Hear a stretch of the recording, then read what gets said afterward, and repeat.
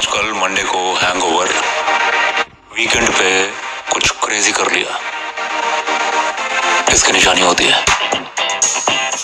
इससे पता चलता है ना कि हमने वीकेंड पे जो दिल में आया वो किया, क्योंकि आखिरकार एक आजाद देश के आजादवासी हैं हम। होना चाहिए, मैं तो कहता हूं मंडे को क्या, हर एक दिन हैंगओवर होना चाहिए, लेकिन वो पुराने वाला नहीं, एकदम नए वाला। दर्द में डूबी हुई मसल्स का, टूटे हुए शरीर से निकलती हुई गर्मी, गहरी लाल आंखों वाला हैंगओवर हम रोज करेंगे। छोटे मोटे नशे तो वक्त के साथ उतर ही जाते हैं, फिटनेस का परमानेंट नशा मंडे को हमें कैस्ट्रो मुखर्जी नहीं, आर्नोल्ड बना के लेके जाएगा, क्योंकि सबसे बड़ा हैंगओवर किसी कांच की बोतल में नहीं, हमारे अंदर छुपा हुआ है। We are alone responsible for our downfall or our upliftment.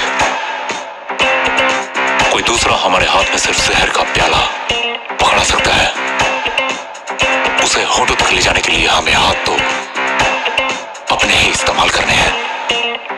हम जो चाहते हैं हमेशा हमें वही मिलता है। अगर हमें टेम्परेरी मजे चाहिए तो वो हमें मिलेंगे ही मिलेंगे, लेकिन उसके लिए हमें अपने परमानेंट मजों का बलिदान देना होगा। ठीक वैसे ही जैसे हमें अपने परमानेंट मजों के लिए अपने टेम्परेरी मजों का बलिदान देना होगा।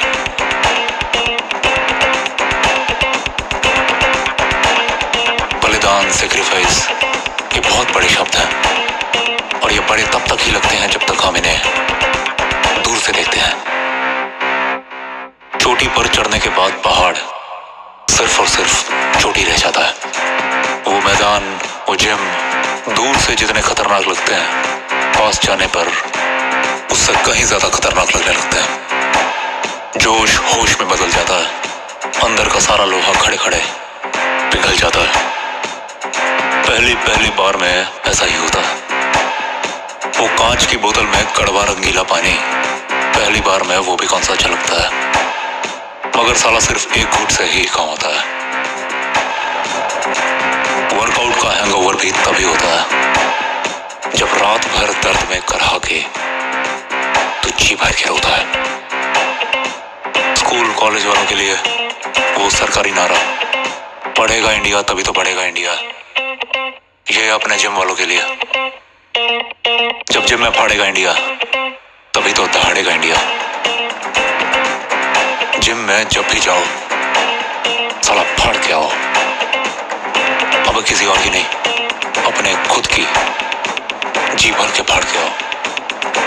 और हम जिम में करने के जाते हैं, कपे लड़ाने के लिए, खुद को टेस्ट करने के लिए कि मैं कितना उठा सकता हूँ, कितनी देर तक खेल सकता हूँ, कितनी देर तक इस दर्द को झेल सकता हूँ।